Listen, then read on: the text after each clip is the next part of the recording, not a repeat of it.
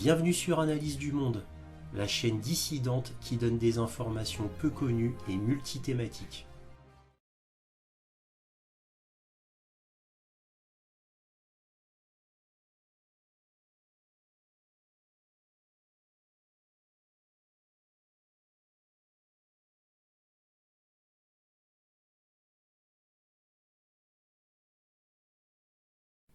Bonjour à vous, bienvenue sur Analyse du Monde. Comme d'habitude, si cette vidéo vous plaît, un petit pouce, un abonnement, un commentaire pour me dire ce que vous en avez pensé. Cela m'aide à être plus visible sur les plateformes et éventuellement un petit don, lien dans la description, cela m'aide à publier régulièrement. Merci à tous de votre soutien à Analyse du Monde qui s'appelle Réinformation sur le monde concernant ma chaîne YouTube. Donc là, cette vidéo est ma deuxième concernant la Serbie et le Kosovo. La première que j'avais faite il y a de cela quelques mois, c'était suite à l'imposition par le Kosovo de changer les plaques d'immatriculation concernant les Serbes qui devaient venir au Kosovo et qui devaient en repartir. C'est-à-dire qu'ils devaient changer leur plaque d'immatriculation à l'aller et au retour. Alors ça a fait effectivement une friction très forte entre les Serbes et le Kosovo, entre la Serbie et le Kosovo. Alors j'ai fait exprès de ne pas dire les Kosovars, parce que ça c'est une invention purement états-unienne-otanienne. Alors faut pas oublier que le Kosovo donc, appartient effectivement à la Serbie, déjà, et que en gros le Kosovo est représenté par deux entités, les Albanais et l'OTAN, en gros. Alors vous allez me dire, il y a les Serbes, oui, mais les pauvres Serbes, eux, principalement au nord de la Serbie, hein, vous avez vu la petite carte en début de vidéo, eux sont enclavés et malheureusement ils n'ont pas leur mot à dire, parce que Pristina, qui est la capitale du Kosovo, obéit aux États-Unis. Bon, je fais simple, hein, parce que c'est ça dans la réalité. Hein. Kosovo a été créé par les États-Unis, ne l'oublions pas. Donc cette première vidéo que j'avais faite il y a quelques mois présentait déjà des points de friction très forts. Alors je ne comprends pas pourquoi le Kosovo a fait cela. Cette histoire de plaque d'immatriculation, ça ne pouvait finir que comme ça. Alors quand je dis je ne comprends pas, bien sûr que je le comprends. C'était une manière rhétorique de dire mais pourquoi font-ils ça mais ils le font pour une bonne et simple raison que je vous expliquerai après. Donc, parce qu'évidemment, faire des tensions au Kosovo n'est pas un hasard. Évidemment, c'est fait exprès. Mais bref. Donc, la Serbie et le Kosovo, alors Kosovo qu'on devrait appeler Kosovo et Metochi, c'est le vrai nom en réalité du Kosovo, et le fait d'ajouter Metochi, ça marque l'appartenance serbe. Mais bon, je ne vais pas aller dans le détail là-dessus, j'avais déjà expliqué tout ça dans ma première vidéo. Je vous enjoins à aller la voir, le lien sera dans la description, bien sûr.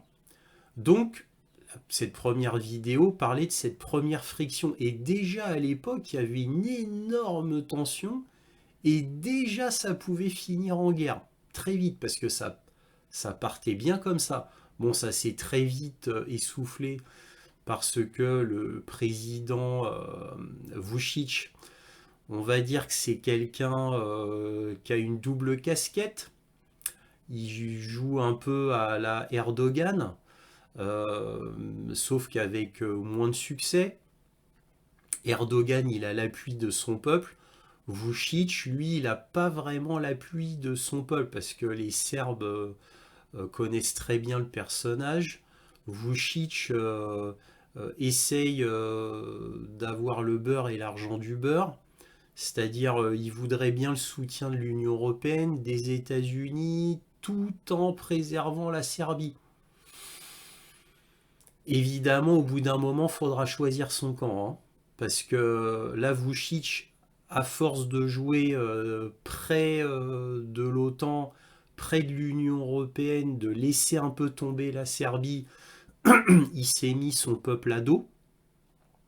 Alors, des fois, il souffle le chaud et le froid.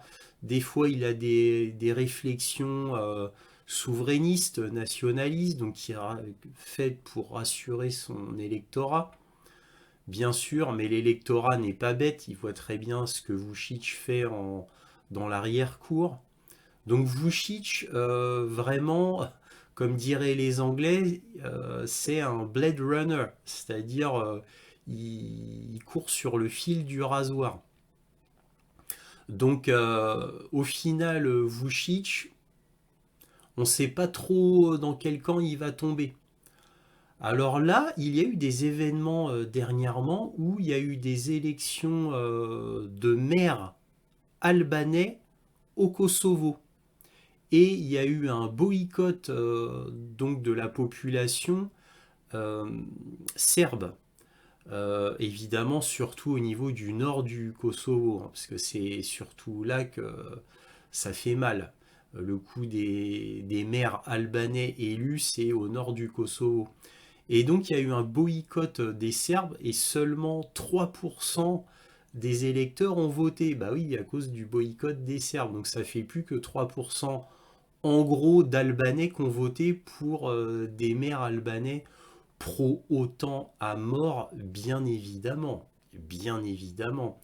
Et c'est là qu'a démarré cette nouvelle friction. Sauf que là, c'est extrêmement sérieux. Alors déjà, il y avait déjà des pré-frictions, si vous me permettez ce terme, où Vučić avait déjà envoyé l'armée serbe aux frontières du Kosovo. Donc là, c'est à nouveau le cas, hein. Donc il y a encore cette armée serbe qui est sur le qui-vive, en alerte maximale, officiellement. Je dis bien officiellement. Donc Vučić semble vouloir protéger son peuple, tout du moins pour l'instant. L'OTAN a réagi en disant nous on va envoyer 700 soldats otaniens sur place, sachant qu'il y a déjà des soldats otaniens sur place. Ça s'appelle la KFOR, qui est bon, évidemment une entité risible, parce que tout le monde sait très bien que cette entité de l'OTAN est contrôlée par les États-Unis. Et en fait, comme les États-Unis, du fait d'avoir bombardé la Serbie et particulièrement Belgrade, bon, ils ont pu avoir quand même plus ou moins ce qu'ils voulaient, c'est-à-dire diviser la Serbie pour la rendre moins forte, donc créer le Kosovo. Ils ont pu créer leur énorme base militaire américaine qui s'appelle le camp Bondsteel, énorme base militaire américaine. Donc déjà, voilà, les Américains, ils ont un pied ferme en Serbie-Kosovo. Le problème, c'est qu'ils n'avaient pas prévu que le président serbe soit nationaliste. Bon, il est nationaliste, mais à minima, hein, faut quand même le souligner. Mais bon, comme son peuple, lui, est très nationaliste euh, dans sa quasi-totalité, il n'a pas le choix. Mais on sent qu'il est nationaliste à contre-cœur, hein, Vučić, hein. Donc les Américains, ils ont essayé quand même de le corrompre, mais bon, il y a le peuple derrière. Donc s'il veut être réélu, voilà. Et le peuple, lui, il se tient très très au courant de ce que fait Vučić, hein. Donc il a le peuple sur son dos. Donc Vučić, il a le cul entre deux chaises, si vous me permettez cette expression. Voilà. Mais le Kosovo, bon, c'est toute une histoire. Alors, faut pas oublier que le Kosovo, en juillet 2022, donc il n'y a pas si longtemps, au dernier rapport de l'ONU, il y a 44 pays, il y a 44 pays qui ne reconnaissent pas l'État du Kosovo. Voilà. Donc sur les 44, il y en a 13 qui ont voté neutre. Le reste ont voté contre le Kosovo. Alors, l'existence du Kosovo est pire que ça. Le Kosovo n'a aucune existence légale pour l'ONU et l'Union européenne, qui ne reconnaît pas le Kosovo. En gros, le Kosovo n'est porté de manière légale, entre guillemets, alors mettez plein de guillemets, hein, que par les États-Unis et les États vassaux des États-Unis, bien sûr. En l'occurrence, le Royaume-Uni, la France, l'Espagne, l'Italie, l'Allemagne, bien sûr, et les quelques autres pays de l'Europe. Mais j'ai noté une chose pour en avoir un petit peu, pour avoir un petit peu plus des détails. Donc il y a 44 pays qui ont voté. Excusez-moi, je rectifie un petit peu. Il y a 44 pays qui ont voté contre l'existence du Kosovo. Il y a 13 pays qui se sont abstenus. Bon, il faut savoir que des votes d'abstention à l'ONU, ça veut dire voter contre, hein. C'est juste qu'ils n'ont pas eu le courage d'aller jusqu'au bout, mais ça veut dire ça, hein. C'est comme la guerre en Ukraine, où il y a plein de pays qui se sont abstenus de voter contre la Russie, mais en fait c'est parce qu'ils sont avec la Russie. C'est qu'ils n'ont pas eu le courage d'aller jusqu'au bout. Bon, ça tout le monde le sait, mais je vous le dis au cas où. Donc en gros, il y a 44 pays qui ont voté contre, 13 pays qui se sont abstenus. Ça fait 57 pays qui ne reconnaissent pas l'État du Kosovo sur 193. 57 pays, et pas des moindres. Là, j'ai noté les pays de l'Union européenne qui ne reconnaissent pas l'existence du Kosovo. On a l'Espagne, on a la Chypre, la Grèce, la Slovaquie et la Roumanie. Ça, c'est pour l'Europe.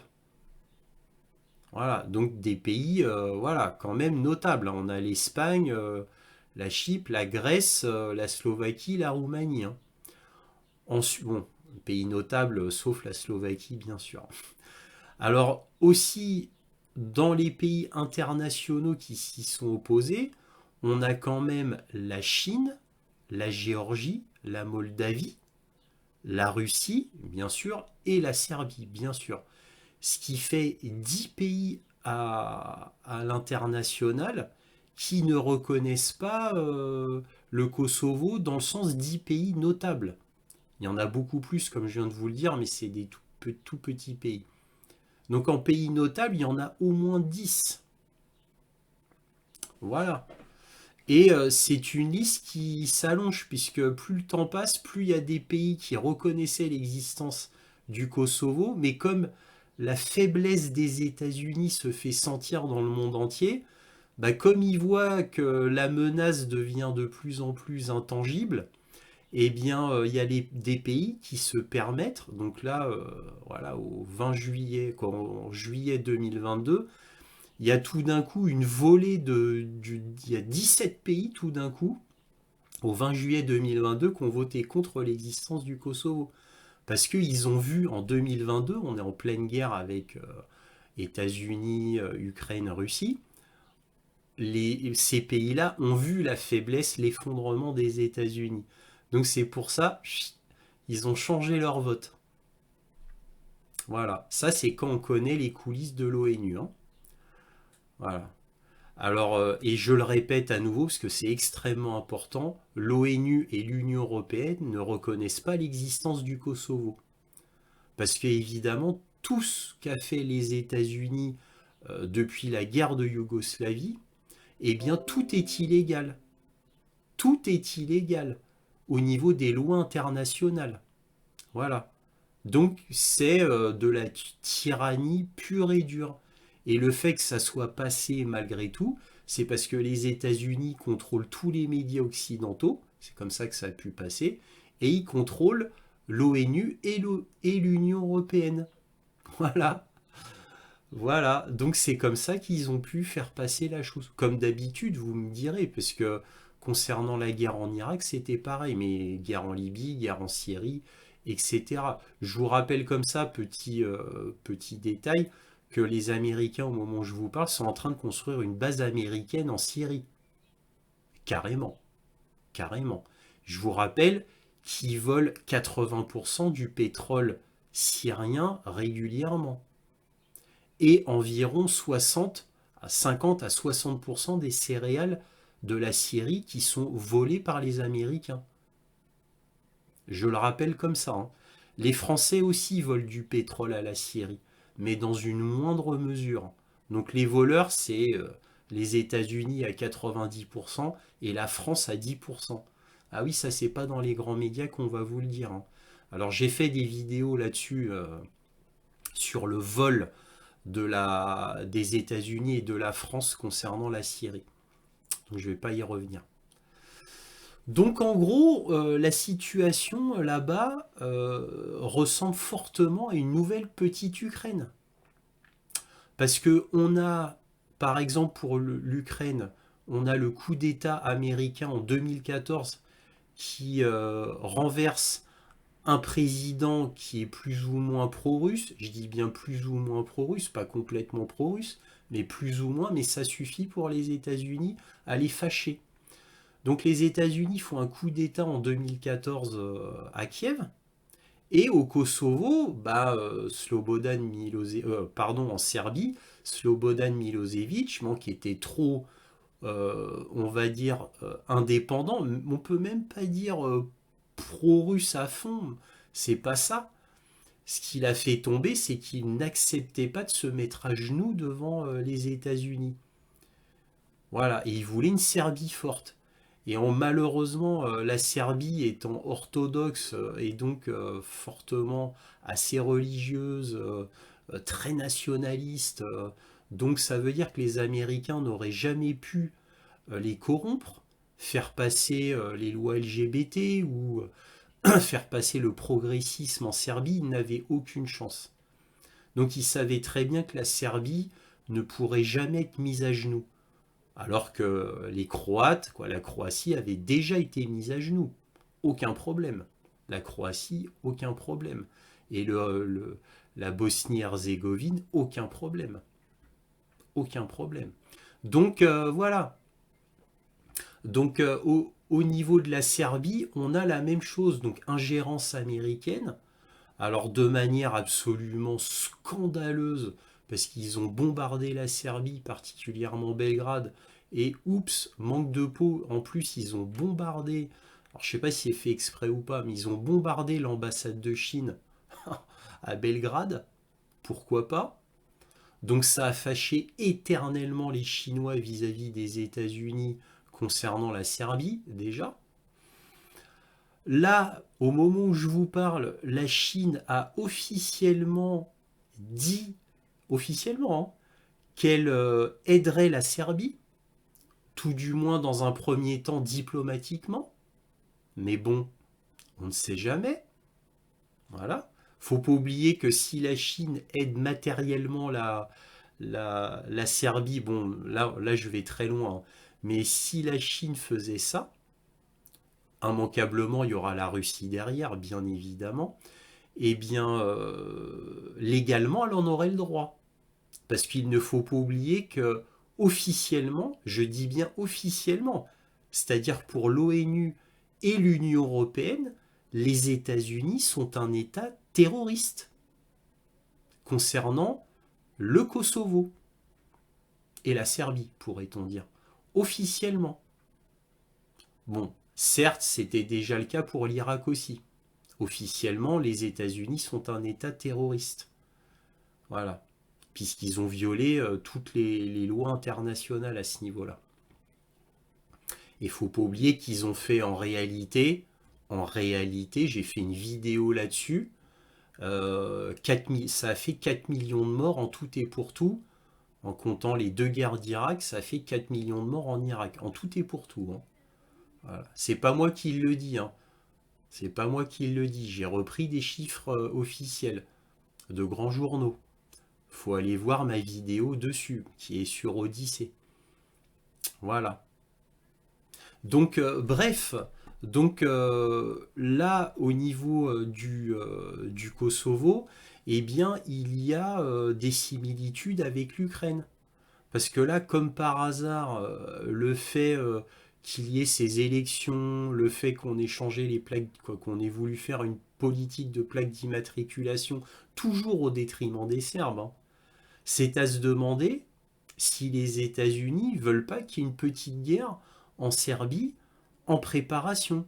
Vu qu'ils voient qu'ils perdent en Ukraine et que l'Ukraine, quoi, tout du moins une partie de l'Ukraine va tomber dans l'escarcelle des Russes, et que c'est inévitable, c'est inéluctable, et qu'ils le voient bien.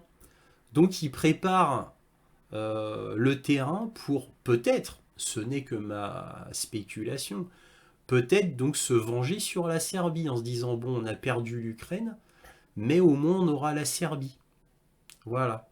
C'est pour ça que les Américains, avec la KFOR, ont toujours exercé une pression, une agressivité envers les Serbes et ont aidé outrageusement les Albanais au Kosovo.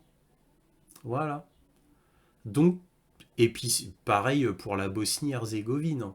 Bien sûr, hein, toujours écraser les Serbes. Voilà, parce que les Serbes, c'est l'ennemi des États-Unis depuis 1990. Voilà. Ça a toujours été depuis Slobodan Milosevic, en gros. Voilà. Donc, bon, c'est des sombres histoires. Il y a une similitude avec l'Ukraine. Alors, est-ce que vraiment cela va finir en guerre importante? Je dis bien avec des pays extérieurs. Je ne sais pas. Mais en tout cas, très bien je me souviens très bien d'un entretien qu'avait fait Vladimir Poutine à Munich en 2007, où il avait dit que si jamais il y avait un scénario similaire à 1999 en Serbie, c'est-à-dire si les Américains intervenaient à nouveau en Serbie, il avait promis au monde entier que les Russes interviendraient. Voilà. Alors, sachant que dernièrement, la Serbie a le soutien complet de la Chine, complet entre guillemets, bien sûr, vous connaissez les Chinois. Voilà, mais sachant que la Serbie a le soutien de la Chine, tout du moins, et elle a le soutien inconditionnel de la Russie, bien évidemment, je crois que les Américains devraient réfléchir à deux fois. Parce que ce qui pourrait arriver, c'est un Ukraine bis. Donc là, bien évidemment, l'OTAN va perdre contre la Russie en Ukraine, bien évidemment. Il va de soi que Vladimir Poutine va être totalement gagnant en Ukraine. Et ce qu'il risque d'arriver, c'est que les États-Unis soient doublement perdants avec la Serbie s'ils poussent loin. Parce que là, dernièrement, les États-Unis, ils ont dit qu'ils allaient envoyer 700 soldats otaniens, mais qu'il gardait la porte ouverte pour en envoyer un autre paquet de soldats. Donc vous voyez la montée de la tension. Sachant qu'il y a déjà l'armée serbe aux portes du Kosovo, qui est en état d'alerte maximale. Voilà. Donc tout cela peut mener à une guerre, surtout que Joe Biden semble vouloir faire une fuite en avant puisqu'il augmente les tensions à Taïwan, dans la mer de Chine, avec toujours plus de navires, et en poussant à la guerre, quoi, à l'effort de guerre, les Philippines, le Japon et la Corée du Sud, il pousse, il pousse, il pousse.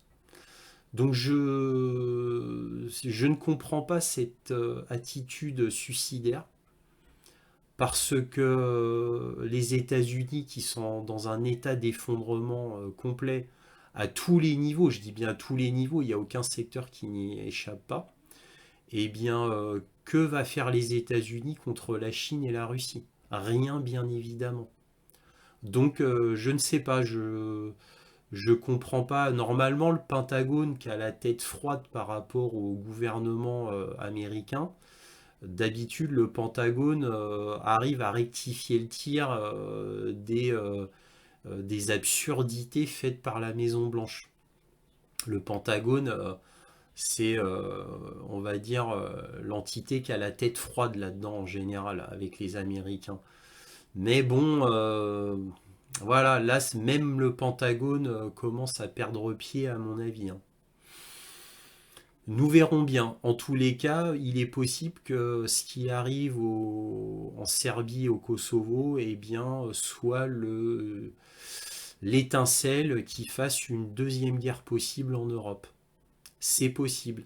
Là, Vladimir Poutine est très, très remonté. Si vous connaissez Vladimir Poutine comme moi je le connais, puisque je le suis, je me suis intéressé à lui en fait tardivement, c'est depuis son discours de Munich en 2007 que là, j'ai braqué mon regard sur Vladimir Poutine, puisqu'au début, moi, je pensais que Vladimir Poutine, c'était un suiveur et qu'il allait un peu faire à la Helsinki et s'abaisser devant les États-Unis et l'OTAN. Mais non. Donc, comme il m'a surpris depuis 2007, je le suis. Et je peux vous dire qu'il a fait maintes et maintes déclarations concernant la Serbie. Donc je peux vous dire que la Serbie ne sera jamais laissée tomber par la Russie. Ça, c'était une promesse à multiples reprises de Vladimir Poutine. Et son peuple en est témoin, parce que c'était télévisuel. Voilà, donc c'est pour vous dire que bah, tout va très très mal. Et je ne sais pas ce qui va se passer maintenant, à part que vous dire de manière certaine que l'avenir est sombre et de mauvais augure. Ça, évidemment, je ne peux pas me tromper là-dessus.